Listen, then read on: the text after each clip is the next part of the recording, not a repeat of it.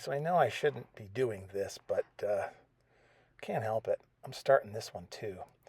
This is the Junkers G38 G38, and I've never built from these people before, but the construction is really clever. It's got these folded box spars like a Fokker triplane. They should be very strong. It's got nice coloration in terms of the parts and numbering where things go together. Like it's got pink and blue and white parts that show where things happen. And also on the back side of pieces, they put numbers. So you don't, I always do that just with pencil, but that's a nice little thing to do. So I think it's an old kit, but so far it looks really neat. So what I decided to do, well, is start putting something together. So this one of the box bars, and then there's a piece of my wood rib, and notice the wheel piece attached to that, and there's another root rib that's with wood, and there's one of the box bars done with a couple ribs in it. There's box bars for the tails too, and I'll show you how I actually fold those when we get to them, but I just did these because I started this accidentally, and then I thought I'd better take pictures of it. So here is wing skin, which of course is going to get folded around and put into this spar will be inside, and that's what we'll try to do, is try to fix this up so that it'll go together. But this thing so far is kind of ingenious, because like here, this is where it's going to come together ultimately. And see those two dots, for instance, that show you where to go? And then you got automatic dihedral. It looks awesome. So assuming that I can get these skins on, I think this could be a kind of a beautiful thing. So I did one of them off camera to show you how it looks. And I gotta say, it looks all right. The box bar doesn't show through much. That is like a strip that goes around and hides the seam. And then and the wheel part that's kind of integral to that rib means that the wheels are going to be, the strut's going to be located automatically.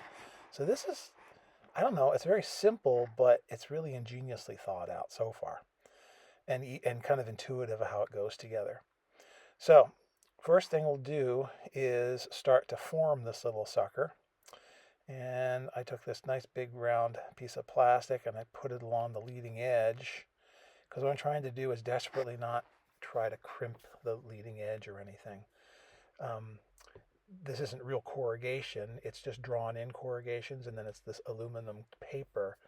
But I don't want it to crinkle because it would look really dumb. Although all the JU52s I've ever seen in real life are all full of dents in their leading edge and elsewhere.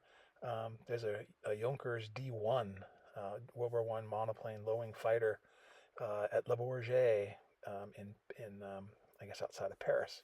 I've gone to see that before. It's a cool airplane, but it's full of dents. So I guess it wouldn't be out of scale to have some, but in this scale, it really should look pretty smooth because this is 1/100th, so it's pretty small.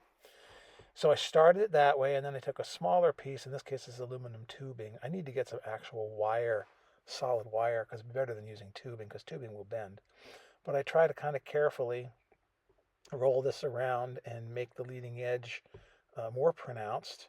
And I'm just trying to make sure, as long as you put something round behind that curve, you shouldn't get a huge kink.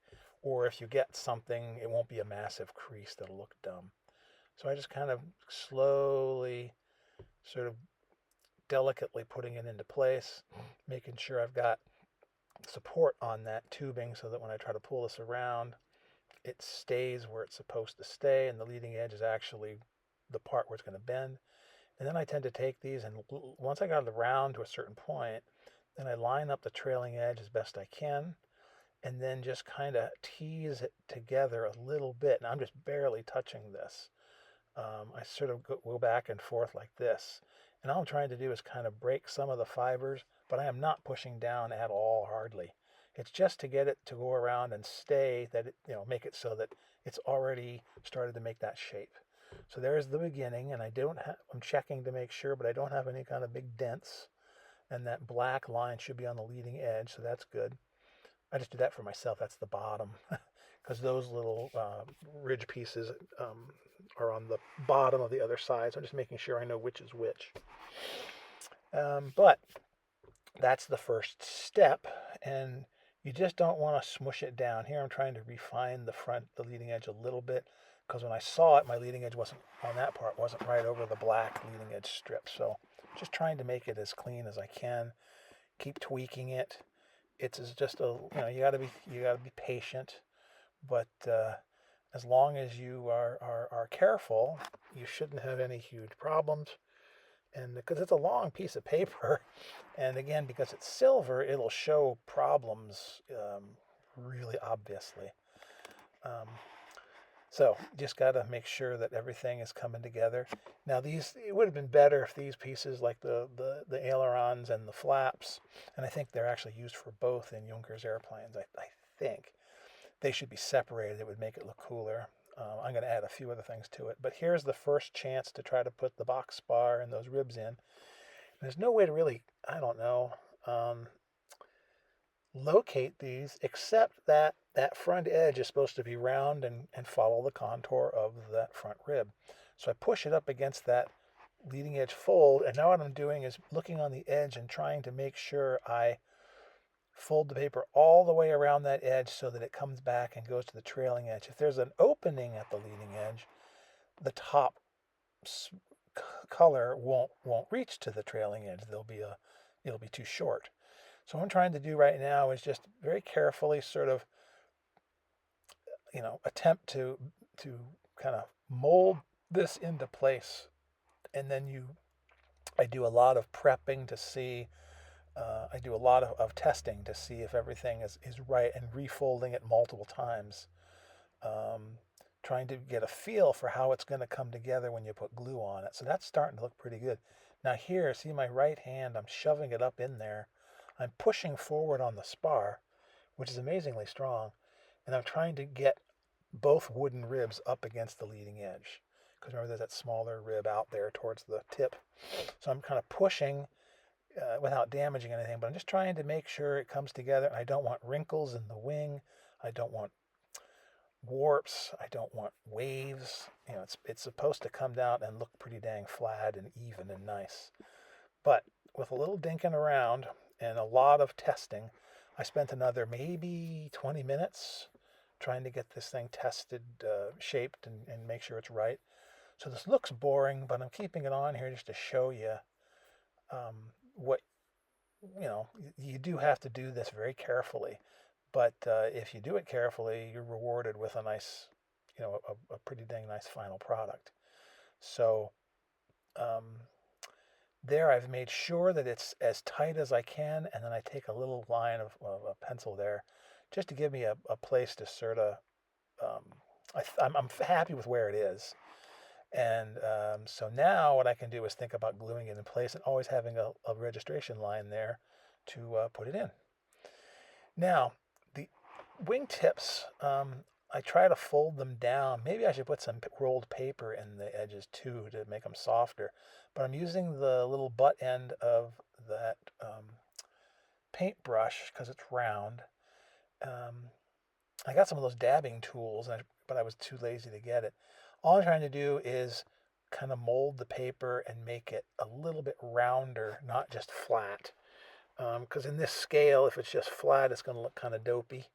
So if you round it just a little bit, even a little, is going to give it more character and make it look a little more like it's an actual bunch of aluminum rolled around there. Again, I probably should have used my dabbing tools because they're perfectly round, and I got some small ones that would work. But this was okay. I'm just getting it to so it isn't flat. It's just slightly cupped over on the top and the bottom so that when it rolls together, it'll look a little better. Now I'm rolling on the top wing, because the top wing has a big curve in it because that's part of the big airfoil. So I'm rolling this a little bit to get the paper to already shape the way I want it to, hoping that will make things fit better when it comes to gluing. And then you commit to glue. And this is an exciting and terrifying moment. I know the rib has to go on the edge, and I think I know where it has to go based on where the spar has to go based on my little line I put on the inside. So it should work. I put a little bit of glue, just very sparse, on the actual green spar piece, because I don't want it to be glued completely to the wing. I don't know. I find that if it's completely glued there, you'll get parts that you'll just outline and exaggerate the spar. What I should probably do is try what Neil does on his Neil Paper Models site, because he takes pieces of paper and puts them over spars, and then some of that disappears. It makes it less obvious. Um, and since this is the scale he's working in, usually 1/100th, it probably would work fine. But I was a little nervous to try it on this one. Maybe I'll try it on another one. But as this turned out, it seemed that it worked pretty well. The spar isn't really, it doesn't look terrible. So here I just line the edge up to the edge on the bottom of the skin, and then line up my little pencil line where the trailing edge of the spar goes. And I should have it at least in the ballpark. I mean, you got to work fast, because this glue is going to, if you're using my kind of glue, because it is going to dry quick, tacks up fast. But that's also a blessing, because once you get it in there, it's on. And as long as you test fit it and you're satisfied with your test fitting, you really shouldn't be too terrified. It should work just fine. And I'm just making sure that all my paper gets glued, and all my spar gets glued, and already it's starting to come together, you can see. And you can see in the front there, the leading edge, I'm going to have to roll that around to make sure that it forms. And again, I don't want any air pockets in there, because I want, if there are air pockets, then that top piece will not go all the way over to the trailing edge. So there I'm trying to force it around to sort of check and see if it's going to work. And I did this a bunch of times not off camera, but I edited a bunch of stuff. I did that for another 15 minutes. Partially that helps break the little fibers and form it a little easier. But I also had to do a little trimming. So that looks pretty good. But what I ended up doing was cutting a little bit of the leading edge off and a little bit of that leading edge off, and sanding them down with my little nail files. Just to give it, I mean, it needed, I don't know, a 72nd of an inch or something of clearance. And now when I fold it back over, it matches up to the trailing edge, and it isn't terribly wrinkled. Again, things are accentuated with that silver paper, but I guarantee you it looks pretty dang nice. It does not look horrible. It doesn't look like my poor MiG-21. So at this point, I decided, okay, I'm going to go ahead and start gluing it.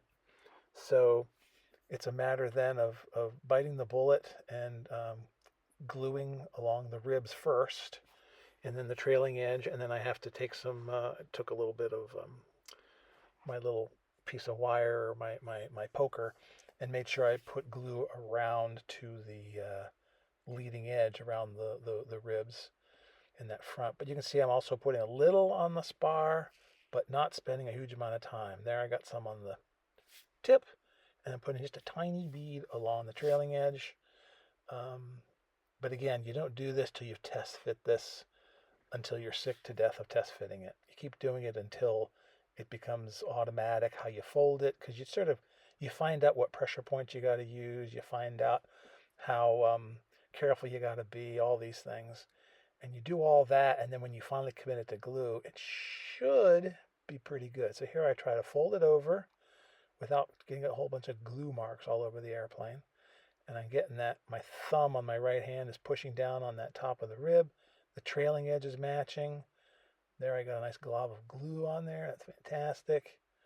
But it's a little skin of glue. I think I can wipe it off, I think. Anyway, now I'm just making sure everything is even. And I'm just kind of holding it gently in place. And I'm, again, not pushing down at all. I'm just kind of giving it a little bit of a caress there. And then if you look, especially I can see on this video, it's real obvious. You can see part of the spar, but it's not horrible. It's not like other stuff I've made before. So, next time maybe I'll try the paper on the edge part. But now my trailing edge is straight. I'm kind of surprised at this point to have to admit to you. And then I'm making sure the tip is squished down there. And I'm trying to just get the very edge. But now my edge is clean. And there's a little bit of that I'm pointing out. But generally, it's smooth. It looks really nice. I'm just checking the trailing edge making sure it doesn't look like a wavy potato chip. And, you know, I guess I'm pretty pleased with that. That's nice. And now that is going to be a nice solid rib that's going to go up against the next part of the root. Um, and I'm pleased at this point. Oh, and by the way, all the edging is colored with a silver Sharpie, aluminum colored silver Sharpie, which matches pretty dang well, which is lucky. Um, Now I'm making sure that's good and solid and all the rest. And I'm quite pleased with that. It's going to look really nice with the nacelles on at some point.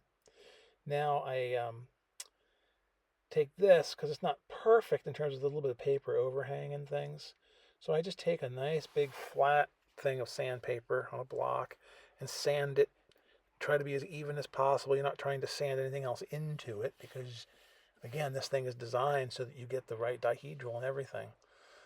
And then this will have another wing root piece around it. And I ran out of battery, so I couldn't show that. But I'm going to put that around that green piece and the root rib and then glue them together just like that. And that will fit in. Excuse me. And you'll have a whole wing done just like the other side.